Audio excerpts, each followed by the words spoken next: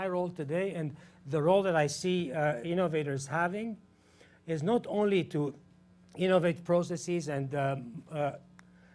places where people can produce much better qualities of life, but the main ability that we need is to create a mindset, to create a space in our mind where possibility can reside. And I think that the trickster is a perfect example of somebody who does that. And I will give you a little story of where this trickster comes from and what he did for a specific group of people. So our main job in imagination innovation is to define the road ahead, but also to make room in your brain for the possibility of a future that includes things not yet present to the senses. That's what the definition of imagination is. So this lecture is about the future, and the future is 2 minutes from now. The future is an hour from now. The future is tomorrow. The future is 5 years from now. All of the things we don't yet have present are in the future. And by definition, everything in the future is in our imagination right now. Do you know what you will do tomorrow morning? Do you have an idea? Where that idea resides is in your imagination. Do you know how the Statue of Liberty looks? Do you know, have you ever been to the Statue of Liberty? Do you see her right now? Where? Exactly. See how quick this is? Like boom, boom. So it is about the future, imagination, and strategic innovation. What is the connection between these three things? And what does strategic innovation mean? I like to start with this quote that essentially goes to the core of why we need to look at the future with different eyes. The supposition that the future resembles the past is not founded in arguments of any kind, but it is derived entirely from habit. What you think you will do tomorrow, and I'm glad actually you went, no, I don't know. But you know that when you wake up, you will brush your teeth. And you can say that with some certainty, but that is based on habit. It is not exactly something that might, in a future 5 years from now, we don't know if we will go to the internet. We don't know if we will have computers. We don't know if we will have Blackberries. The supposition that we will have email, it's based entirely on habit. The supposition that certain things will be in a certain way were based on habit 20 years ago, 5 years ago, 10 years ago. And a couple of people got into some trouble by saying things like, I think there is a world market for maybe 5 computers. Famous quote. There is absolutely no reason anyone will want a computer in their home. This is from the founder of Digital Equipment Corporation. So somebody who had an interest in this market existing. Absolutely no reason. So on what basis is that forecast made? On the basis of habit. And lastly, 640K ought to be enough for anybody. In 81, this was not true. Now, do you know what 640K is? What is a photograph? Like a medium-sized JPEG is probably what, 120? So you understand that the computing power that Bill Gates thought people need was equal to a large JPEG. So if you frame it in this term, you understand how dangerous it is to think about the future from habit. Unfortunately, I teach in a business school, Rotman School of Management, also teach in a design school. And I looked at what we teach, and I look at what other people teach, and I believe education is the #1 place where things happen from habit. And I don't think I'm critical. I think we need to talk about this in education. And we need to talk about this in many domains of life where things just happen from habit. So how do we get to see the future with a new frame of mind? Well, look at 3 ingredients. Behavior, which is represented here by this circle. What do people desire? Possibility, which is what does technology allow people to manifest from what people desire. You didn't know you wanted Facebook until the technology allowed you to use Facebook. You didn't go in the street saying, give me Facebook. I want to show the world my butt.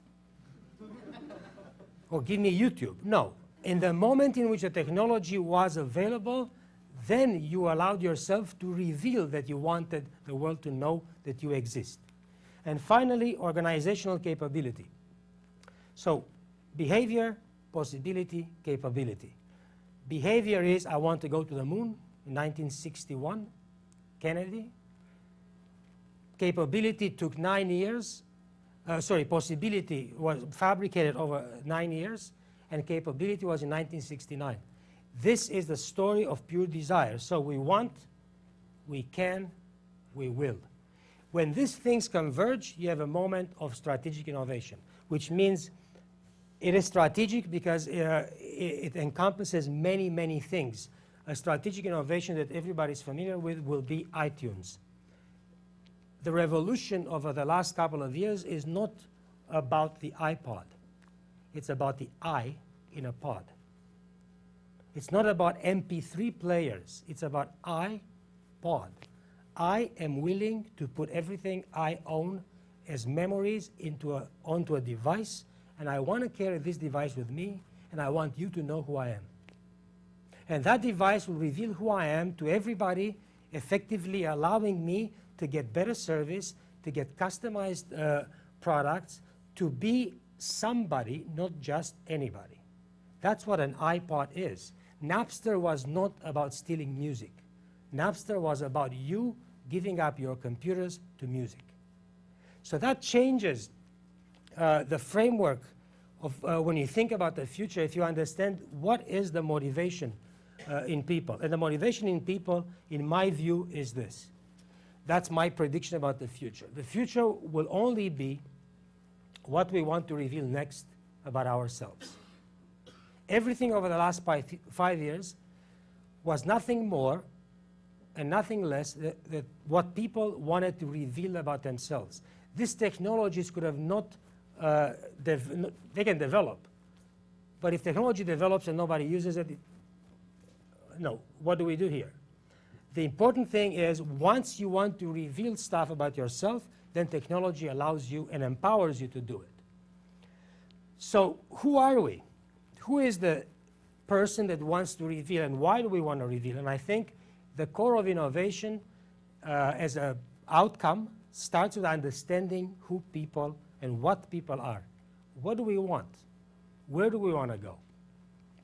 So I will walk you through a couple of signals in behavior, and I will come back before that at what is one of the capabilities of a foresight practitioner, is to understand and map signals. Signals in behavior, signals in technology, combine multiple signals from different directions, and understand what does the future hold once you understand what behavior will be revealed by what technology.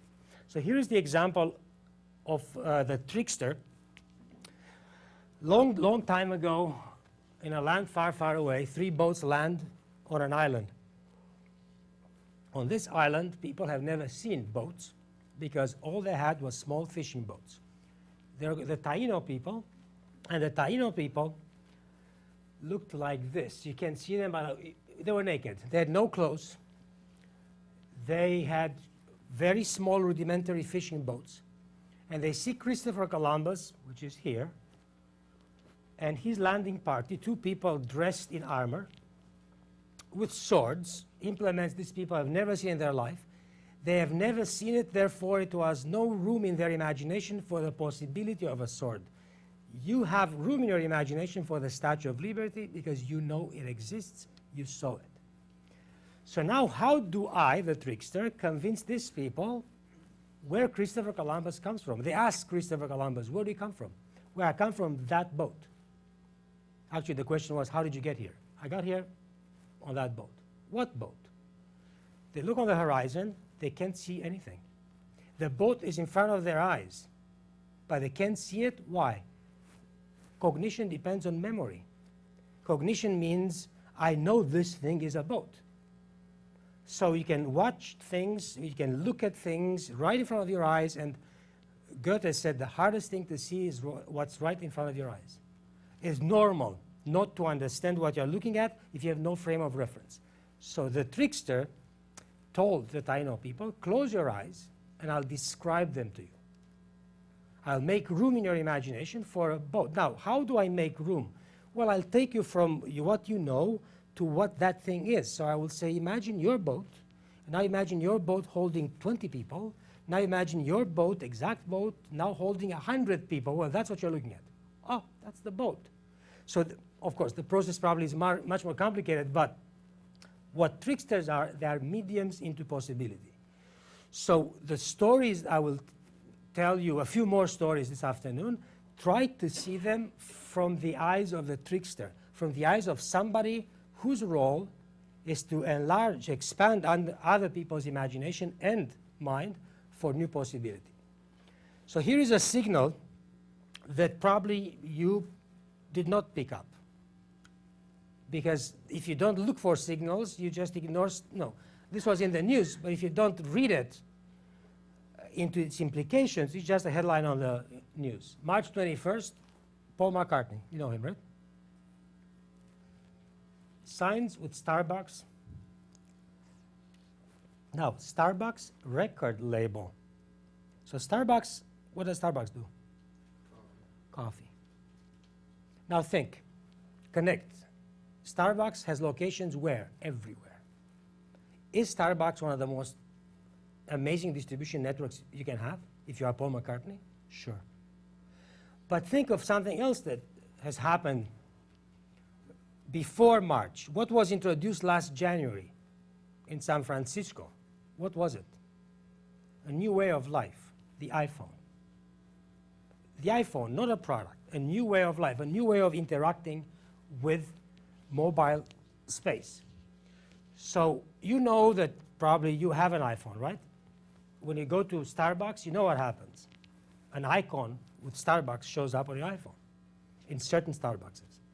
So it connects immediately to the Wi-Fi, so the Wi-Fi system. So the fact that he signs a record deal with Starbucks and the fact that Apple connects with Starbucks is not trivial, because it's about music. It's about exactly what he wants from Starbucks to distribute music.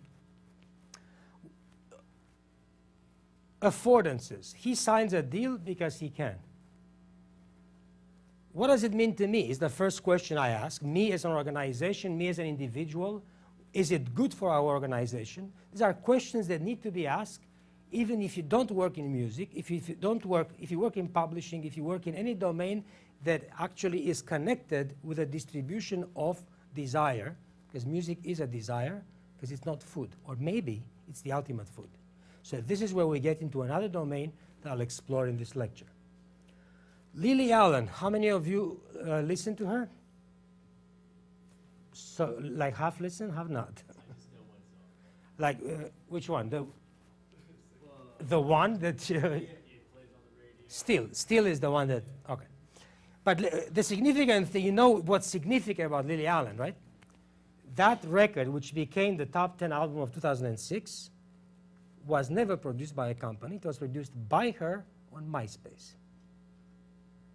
So now, why? Because she can. So now you understand that we live in a time in which things are shifting, benchmarks are changing.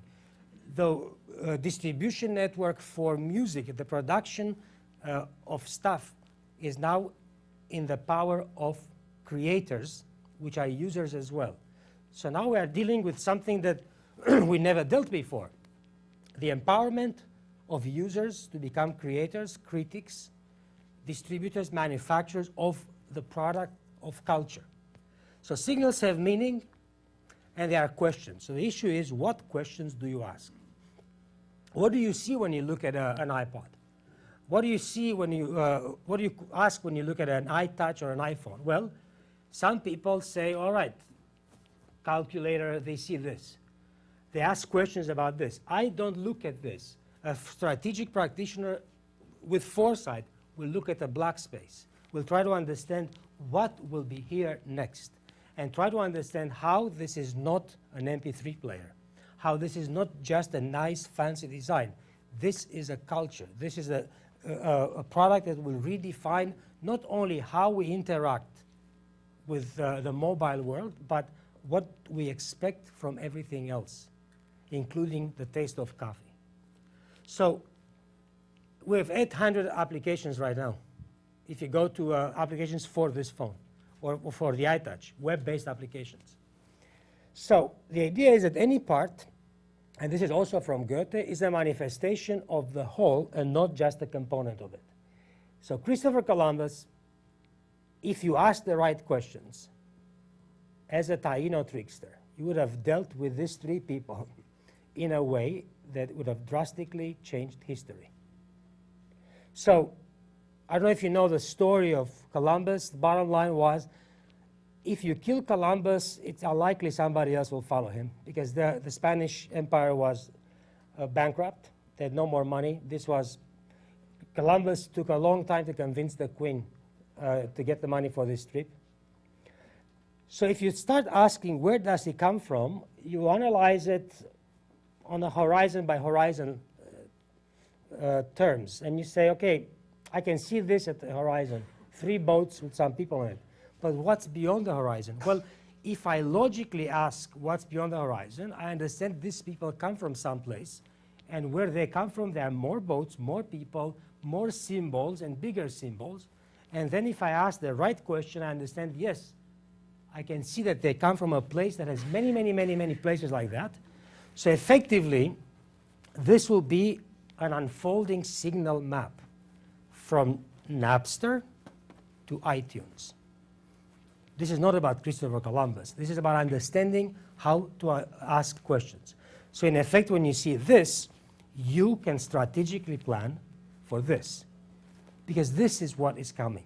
Web 2.0, which I will touch briefly on, is not about the web. It's about the 2.0. It's about the ability of people to author, manage, and distribute their own or remixed content.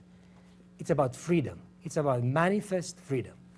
So if you look at an example in technology, Dynatac 1973, this is it's the first Motorola cell phone. What was precise about it? Had a radio and a screen. Anybody asking the right questions will understand that if we unfold it, the screen will be color, will have full-blown graphics, and the radio will be powerful. And if you reason your way through a technology, and if you add to that technology behavior, you understand this very simple thing. Technology means nothing. Behavior is where monetization takes place. So for any company or organization trying to monetize innovation, usually by that they mean monetize the technology that resulted from an innovation. That is not the way to go. Behavior is where people, where the cell phone works. It's you on the phone saying, I'm coming home. That is the monetization moment, not the device. So screensavers, wallpaper, messaging. You know what is the most popular thing in Japan right now? Ringtones. What is the ringtones? I forgot the name of Avril Lavigne. Avril Lavigne makes more money in royalties right now in Japan selling ringtones than in the States selling records. You know Avril Lavigne, right? Now, Japan has a huge population that uses ringtones a great deal. So what could be possible is the question that needs to be asked every time you read a little headline somewhere. What could be possible in the new scope of technology, which is everything media, everything 2.0. Everything media meaning everything a media for people to distribute, manage, create. Everything meaning paper, music, image. Facebook is one thing. Flickr is another thing. YouTube is another thing. Everything is a media for people to reveal who they are next.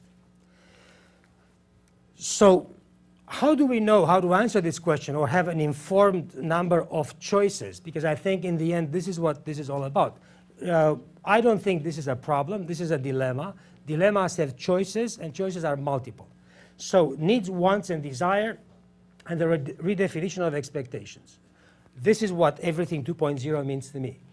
It means that once I'm able to blog, once I'm able to be understood as a virtual entity by people I've never met.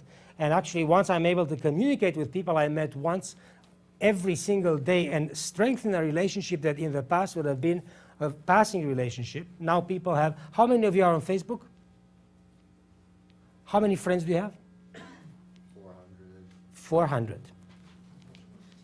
400. The average is 75. And if you have 75, you'll go, ugh. Right? So what do I know about him right now? At 400 friends, he spends an hour and a half on Facebook. That means that he doesn't spend that hour and a half watching TV. So if I'm an advertiser, I'll be extremely concerned and really grateful that I know where his eyeballs are. He has only 2 eyeballs. No, but that's relevant. Ideally, you should watch TV with one and be on Facebook with the other. Or watch TV on your laptop. How many of you watch TV on your laptop? There you go. Is that the future, you think? Or it's closer to a manifestation of the future? We don't know. The bottom line, and what I was trying to expose, was the fact that you are not watching TV while you are doing this. So if I am in the business of advertising, which I'm not, but many companies are, I will be very concerned and really desirous in understanding where do you place your eyes. So, is it redefining expectations if you are having a conversation with 400 people? Absolutely. Because you are now known. How many of you have Googled yourselves? Okay. You know, if somebody would have told you a year ago, Google yourself, you know, it would have been an insult. But it is why don't you Google yourself? It is a reality, okay? It is a reality that Googling yourself gives you a sort of scorekeeping. Do you think Google is the score? How many of you deep down feel that in the end, that is the ultimate score? The ultimate thing that matters? You think so? Or Wikipedia? Which one do you think? We don't know, because see, Wikipedia, it's easier to manipulate than the score on Google. But with 400 friends, the chances are you score a lot. So, yeah. Did you write your own Wikipedia entry? No. No. I want to get rid of it. I don't know how. Because somebody made a comment that sounds like an advertisement. I didn't have anything to do with it. No, I can write better than that. So the agents of everything 2.0 are millennials, which is you, which is everybody born after 1980, everybody for which digital is not a theoretical thing, but it's absolutely practical, but analog is theoretical. So, and massive online communities. Massive online communities, when I first created this slide, I was referring to Second Life and World of Warcraft. Now we're looking at Facebook, we're looking at everything else, MySpace, Flickr, and so on. The idea is that a massive online community has this critical word right here, online. It's not offline, it's online. If they are online, they are not someplace else. And in the moment they are online, they are part of a world that is a completely different world than the world in which products, services, advertising, and other things of the habitual kind are sold, exchanged, or desired to be exchanged. So this is the 2.0 everything. It's not happening online, but what happens online will transfer in values out in the world offline. So we call that a duality in data space. Duality is you have a dual life. You exist as a digital signature. All of you exist right now. We have cell phones right now, right? On. All that we are a digital presence of exactly as many cell phones as we have. Some place out there, there is a machine that knows. Now, that's not the matrix. That's not a frightening thing. That's just a reality. And you know them to know because that's why your phone is on, because that's the whole purpose, right? You want to be in touch. You want to connect. So the themes are participation, empowerment, and communication 2.0.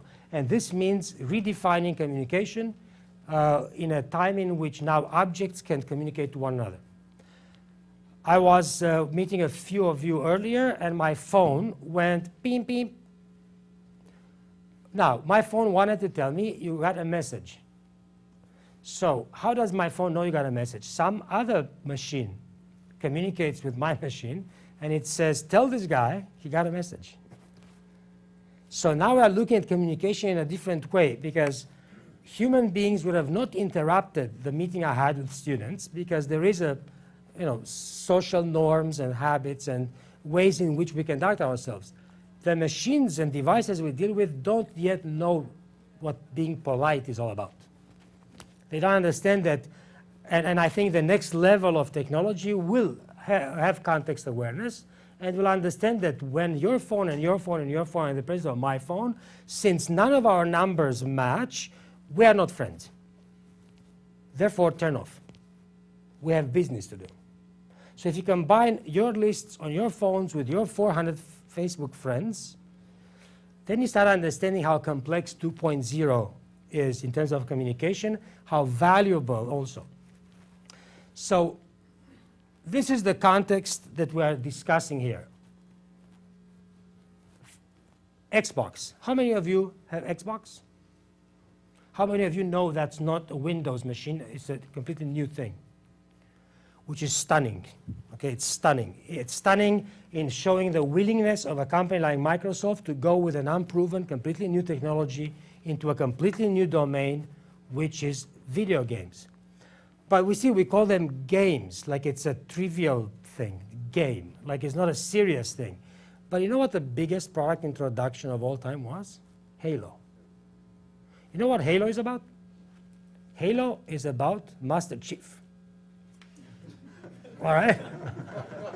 Halo is about Master Chief. How many of you use Axe deodorant? Or how do you use it? Do you think Master Chief will use that? No? Check the bottle. Check the design of or use the body wash. Use the Kilo body wash by Axe. That's Master Chief. Completely. So you see where they connect, right? So then, here is a little map. This is a core of, and I wish we had a slightly darker room, but I hope you can see it. Can you see it in the back? The type. Can you see the type in the back? Okay. What this does, this creates expectations. How many of you made money on the Xbox by playing against other people online? Nobody yet. How many of you think Microsoft will make money at one point, like real money? The Microsoft economy. I made $780 3 years ago on eBay selling my profile in Tiger Woods Golf, PGA Golf, where I had $28 million. I could beat Tiger Woods, Sunday Tiger Woods, on any given day. I had the best attributes. I played 4 weeks, okay, non-stop. And I had 150% on everything. Did you play PGA Golf, anybody? You know what it takes, okay? It takes attributes. You need to maximize everything. So the thing is, initially it sounds really silly, but do you know what a cyber athlete is? You're looking at it.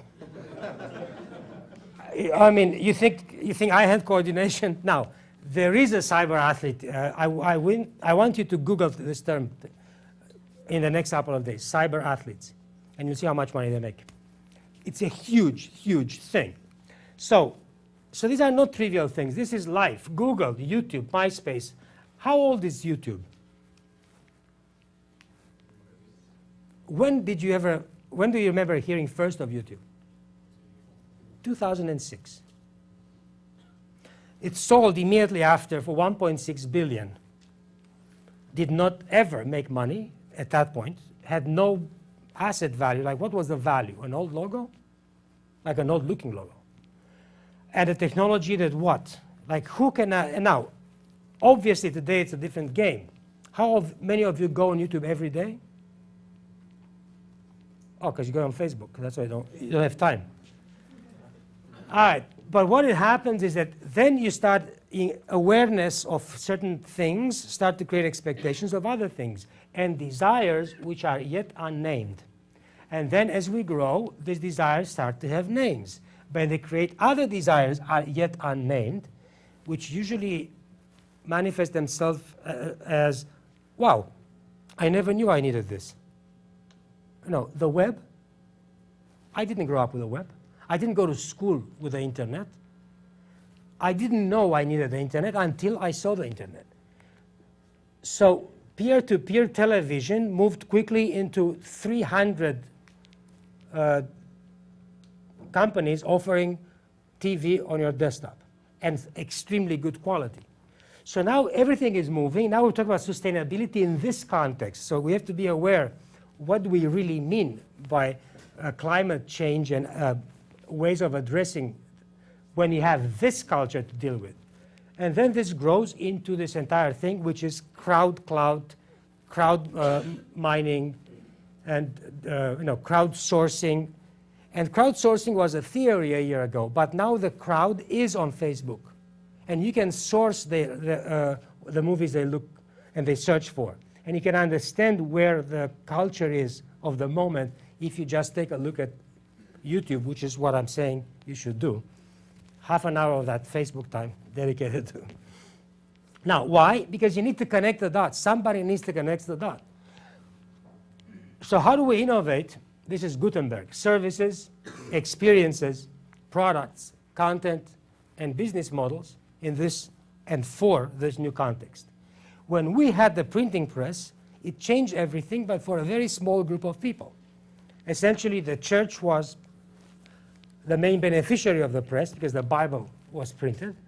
Very few people knew how to read, but slowly people started to read and produce culture for this thing. So this is not just a tool. This is a way of life. So is creativity what we need? My suggestion is that it's not enough. And most people will think it is enough because they never really understand the definition of creativity, which is this: the ability to use the imagination to develop new and original ideas or things. The critical word is imagination. And one of the things I have done over the past couple of years, I wrote a book called The Imagination Challenge, in which I argue that we, in education and immediately after kindergarten, effectively have designed a system that kills imagination on purpose. And that has to change, because if it doesn't change, then we will not be able to address things from any other point of view except habit. So the required capability is to imagine possibility. So now we have this map, and how do we understand what the future holds and what's beyond the horizon? We need to imagine what is the possibility now afforded by these little things, or this many little things. So possibility means understanding what is the core of why people do things. Take the same technology, digital technology, discover the deep human archetypes, support system, and the need that people actually are after when they do something. And a piece of equipment like this, a device, can become this: the reason you take photographs, which is to retain the memory. The first level of memory is smell. How many of you think Kodak has patents that connect smell with photographs? Well, is it normal for a company of that size to have such a patent? Absolutely. And they do. Because it is normal for them to understand what is the root human desire that connects us to a camera. Is it the camera? Is it the memory of the image? Or is it the memory of the moment? What do you want to pass along to your friends? You want to pass along, I wish you were here, not how the mountains look in Switzerland. So it's a much more human thing than just a visual. So imaginative questions is what we need. And I'm using, as you see, one of my favorite movies, The Matrix. Can you see The Matrix in the back of the room? Okay. So you will be my reference point for anything that people will not be able to see. New narratives, which is new stories about the future, and scenarios. Questions will lead to narratives, scenarios need to be imaginative, and then you get an imaginative new future. The challenge when you write a story about the future is what? The future is as exciting as your imagination. Oh, you're such a good student. Exactly. You know, people tell you all the time, the only limit is the limit of your imagination. Well, wait until you see the next 5 slides, then you'll think that, then you'll see that that line is really damning, because the limit of your imagination is right here. Not yours, obviously. Everybody in this room is excluded from my generic comments. But imagination is a mental faculty forming images or concepts of external objects not present to the senses. So, imagination doesn't deal with the boat that is in front of your eyes. Imagination deals with the 1,000 boats you cannot see, but which are obvious because you see one. So, imagination deals with what happens now that you have Napster. How many of you admit using Napster many years ago? Great. All right. How many of you know what digital rights management is all about? Obviously, you use Napster, therefore, even if you knew digital rights management, you went against DRM, you went against that, which I applaud you for, because I think that is something that will critically change the landscape of intellectual property in the next couple of years. So it is a mental faculty, which means it can be addressed by somebody in a storytelling way. And I will suggest to you that the attribute that differentiates us from other animals, the chief attribute, is our ability to tell stories. Not only our ability, but our obsession with perfecting ways to tell stories. And I will show you a few slides in which I use George Lucas as an example of one of the greatest storytellers of a story that is not that great, but it's told in a masterful way. And in the course of telling that story, actually the story is not great to me, but great to many people. Master Chief is not great as a character to me, but great. Now, my hero is Toy Story. My hero is, not Woody. Who do you think? Buzz Lightyear. From here, I mean, the immortal character is him, in my view. And you know, I can go and buy him, and he will look exactly the same. And I'll explain why that is important, because that was a historic moment. The moment in which a digital character became a toy the same day the movie was released, because the file was digital. That type of thing changes expectations. And I just saw the movie Beowulf, that's how you pronounce it? Beowulf, today, digital movie. Blew my mind. How many of you know this movie and know it's a digital movie? Every character in that movie is like Gollum.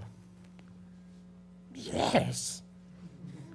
So now, imagine you, I mean, not like Gollum in terms of acting ability, but in the way, so I'm not sure why we need Angelina Jolie at one point. Once we have her digital file, I'm not sure we will. It's a signal that is relevant, and I intend to watch that movie again very soon. If you didn't see it, it's worth watching just to understand this is a historic thing. So organizations need imagination for business models to ensure their continued integration into the social, economic, and cultural stream. I rushed this thing because what is important is this, cultural stream. The fact that it is a stream, the fact that it is moving. And the challenge of imagination is this. We have engaged ourselves into an organized death of imagination after childhood, essentially building a system that looks very much like this. I don't see the difference between a school and a prison, and I teach in 2 schools. I should be, I have never been to a prison, but I've had photographs. It's the idea of the grid.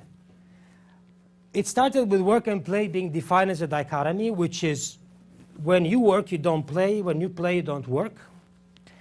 It's manufactured, this dichotomy, and it was manufactured with the industrial system, with the Industrial Revolution. It was manufactured to give a distinction between consumption time, leisure time, and work.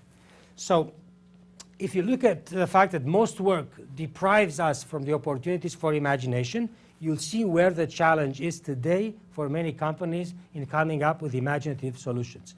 They simply do not have the ecology of imagination in the structure of the organization, physically or mentally. So work demands that we subcontract play to athletes, which is an explanation why Tiger Woods makes $1.5 million when he, a weekend. And Tiger Woods makes more money, less effort he makes, which is interesting. If you play golf, you understand what I mean. So lower the score, more money you make, which is less effort. So that's interesting because that implies mastery. And in the moment you understand why we subcontracted to athletes something we cannot do ourselves, you understand that the social value we place on professional sport is an important thing for us. It's an important venue. Without play, imagination dies, and without imagination, creativity dies, now that you know that creativity is dependent on imagination. So this was a very short series of slides to explain why I believe we are in a crisis of imagination. The creation of something new is not accomplished by the intellect, but by the play instinct acting from inner necessity. This is Carl Jung, and it's an important thing to understand that innovation, and the greatest human innovation, happened in this thing, playing at leisure. Playing at leisure, which means playing with no hope for gain, with no hope for an end result, just trying to discover, just exploring. And I will not bore you with this map, but all I want to say is this. We have a crisis today between the generation that plays at leisure. This is Tiger Woods. Playful work is what Tiger Woods does, is right there, as in between playing at leisure and playful work.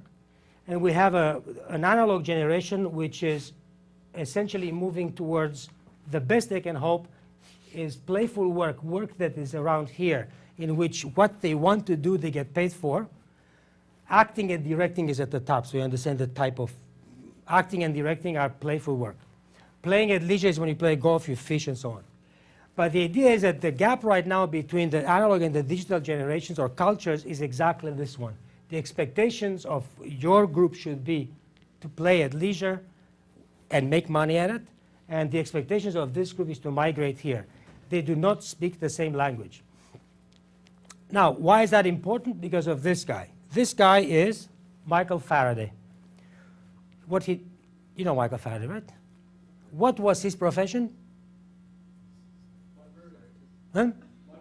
Bookbinder, yeah. So he was not, therefore, whatever he did in the domain of electricity was play, because he was not making money in our definition today. So from Michael Faraday to Google Earth and the nature of innovation as play, the idea is that everything we have discovered, we discovered in play. In play, not as trivial pursuit, but as mental play. Play as attitude, play as mind space. So he was asked by the Prime Minister of England, what use is electricity for? Which is probably the biggest question of all time. How can you answer a question like this? What use is electricity for? How can you answer this question in 1845, 1860? What would you say? You don't even know. Oh, the answer was, oh, it will create civilization. No, I don't believe you. So how do you specifically answer? So here's the greatest answer of all time. There is every possibility that you will soon be able to tax it. Because if you think about the frame of reference, and that's the greatest trickster answer of all time. He is a trickster in this moment. He makes room for what the Prime Minister can actually understand. It is a great thing to tax it. Actually, it's a handsome. Now, what did he get in return? His image on the 20-pound bill. So it is in play that we made our greatest discoveries. And imagination as a working method means this, means to unlearn. And it's interesting to talk about unlearning in a school, but unlearning is actually a way of learning. We need to unlearn what we think and what we are told people want. Otherwise, the World Wide Web would have never happened. On the basis of, is there a market for this, which is a typical benchmarking question, a lot of things that we use today would have never happened. So we need to unlearn everything or most things, and the fear of unlearning is connected to this imagination. What stops us from having our imaginative mindset, is that we don't want to get rid of habit. Now, what needs to be unlearned is most of it. Most of the things that we have learned, and in my case, everything I learned in my university, I needed to unlearn. I could not sit here and teach you what I learned in school. Consumer, creator, amateur, professional, format, platform, distribution, etc. Value. Greatest unlearning moment, Demoiselle d'Avignon, Picasso. The ugliest painting of all time was considered when it was introduced. People were shocked. It was in hiding for 39 years, not shown. It's today the most expensive painting. And the most considered crucial in the development of art. So the new capability is understanding how the iPhone is not just another phone. But what is it? Well, it is not a product, because innovation is not about product. It is a culture. Innovation is about a culture the way the sewing machine is about a culture. It creates the same empowerment, the sewing machine, at the time, it created the empowerment of mothers being able to create clothes, or to manufacture clothes for their children. And that is empowerment. It's a way of life which is usually a better way of life. So I'm very optimistic about what technology does, because I'm very optimistic about people in general. So, is that a signal when you got up? Okay. So the ecology of innovation is the ecology in which you allow yourself to put glasses, sunglasses, and a hat on a variety of dogs. It is free. It is separate from real life. It is uncertain in outcomes. It is unproductive. In other words, I'm using here an image of something you might know, a dream catcher. How many of you have seen a dream catcher before? Do you use it? Does it work? It's older. Huh? Made it for my parents. Yeah. It will survive all of you. It will survive all the companies on the planet today. A product that combines neatly work and play. Because does it have a function? We don't know. Whenever it works, we are asleep. So that's the ideal product. Whoa. That is, it's governed by its own rules. In other words, it says, I catch bad dreams, I release good dreams. You go to bed, I'll take care of stuff. And you say, okay. So we said, okay, for thousands of years to the dream catcher, okay? So it's never a task. It's an ecology in which you are the trickster. And this is why I wanted to start this whole story with the image of that trickster. The job description is imagine, create, execute. You have to imagine it first. So the challenges that we have today are not how to fit innovation to business, which is the problem of innovation methodologies and innovation management, is that they mitigate an innovation until nothing is innovative about it. Why? Because innovations threaten the status quo. They threaten the company. The challenge is how to fit business to innovation. And this is where Google is a great company. Google is a classic example of a company that creates businesses out of innovation. And Apple does the same thing. I recently gave a lecture at Unilever, and here is their challenge.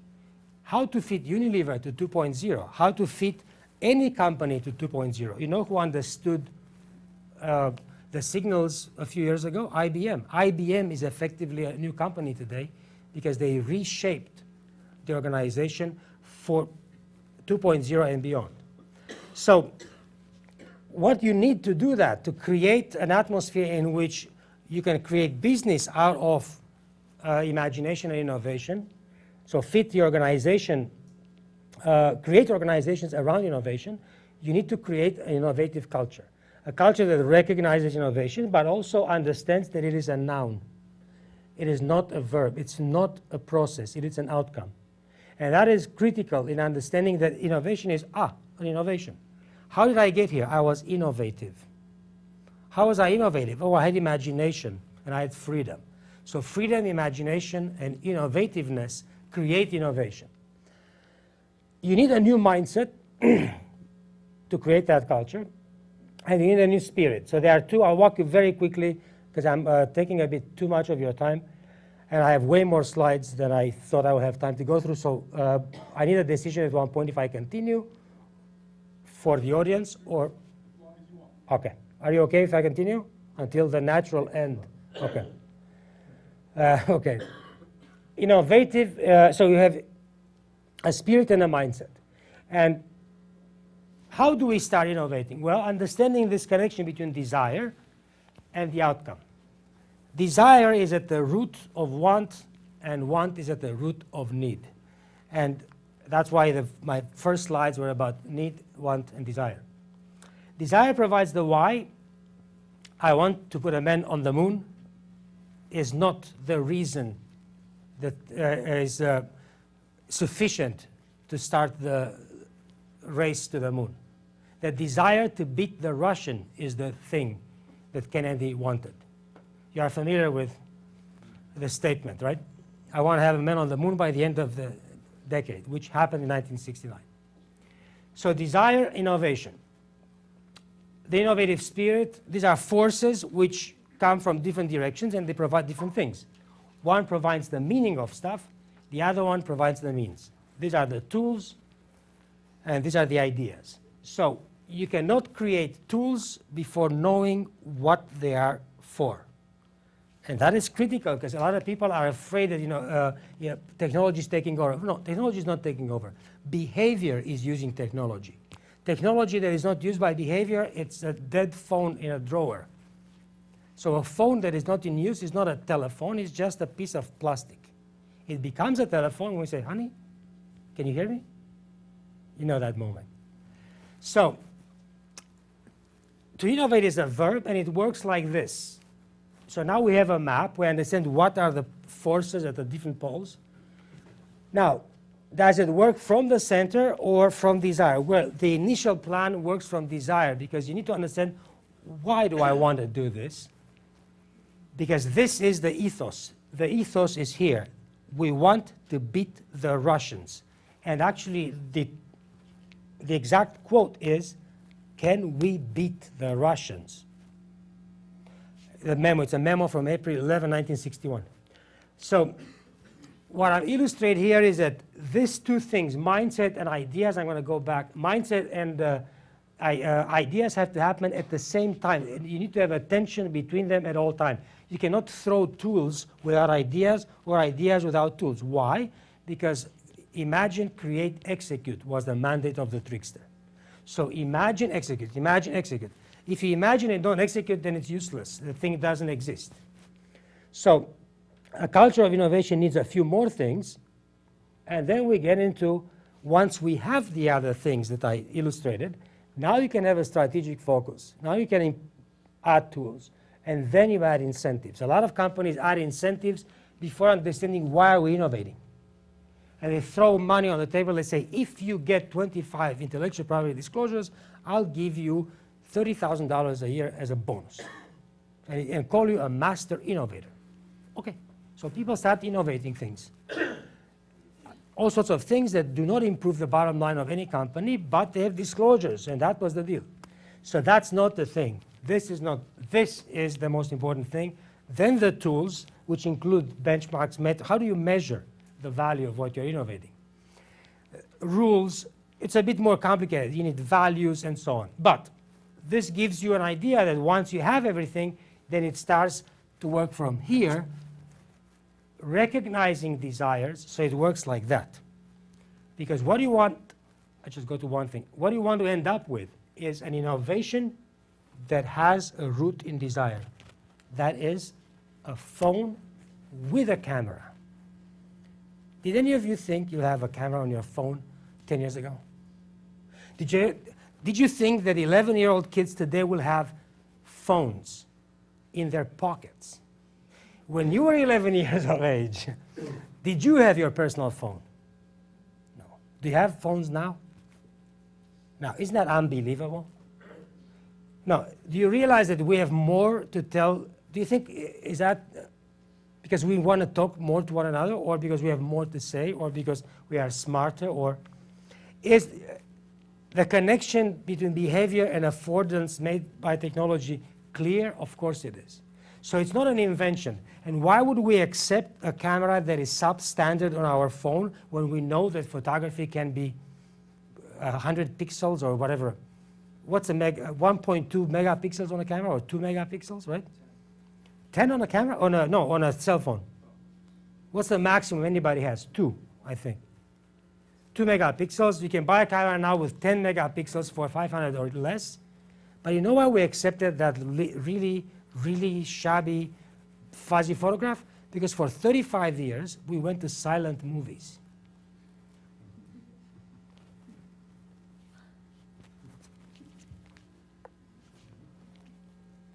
Okay, imagine that for 35 years.